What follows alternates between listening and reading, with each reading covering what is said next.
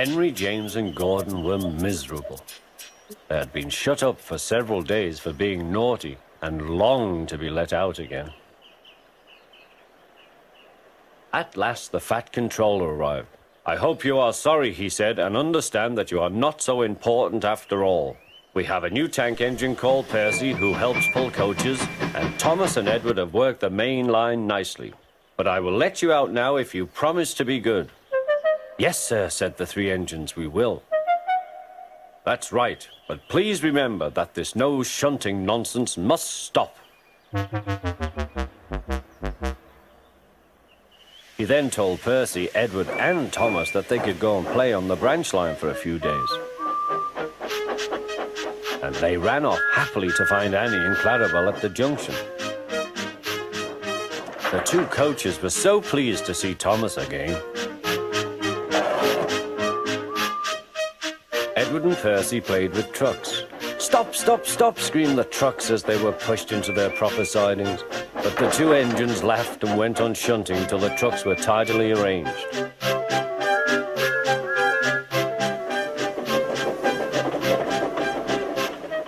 Next, Edward took some empty trucks to the quarry. Percy was left alone. He didn't mind that a bit. He liked watching trains and being cheeky to the other engines. "Hurry, hurry, hurry," he would call, and they got very cross.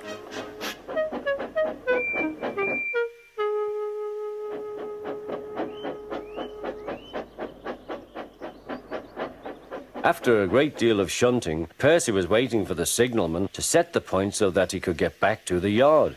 He was eager to work, but was being rather careless and not paying attention.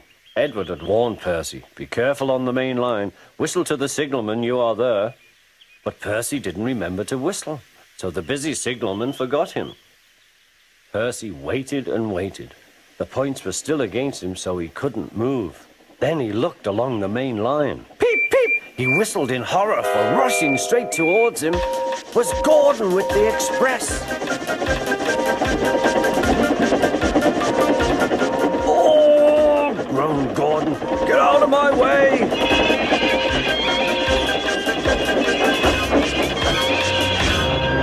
Percy opened his eyes. Gordon had stopped with Percy's buffers a few inches from his own. But Percy had begun to move. "I won't stay here. I'll run away," he puffed.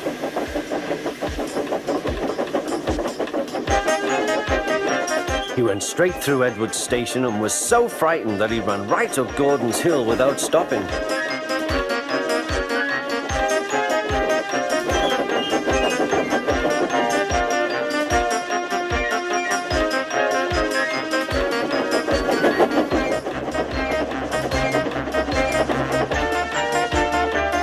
After that, he was tired, but he couldn't stop. He had no driver to shut off steam and apply the brakes.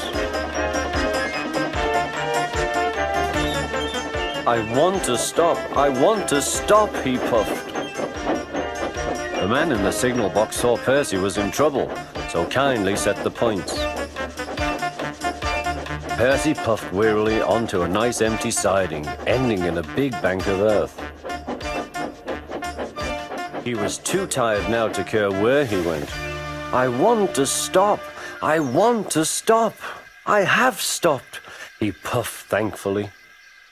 "Never mind, Percy," said the workman as they dug him out. "You shall have a drink and some coal, and then you'll feel better." Presently, Gordon arrived. "Well done, Percy. You started so quickly that you stopped a nasty accident." "I'm sorry I was cheeky," said Percy. "You were clever to stop." Then Gordon helped pull Percy out from the bank.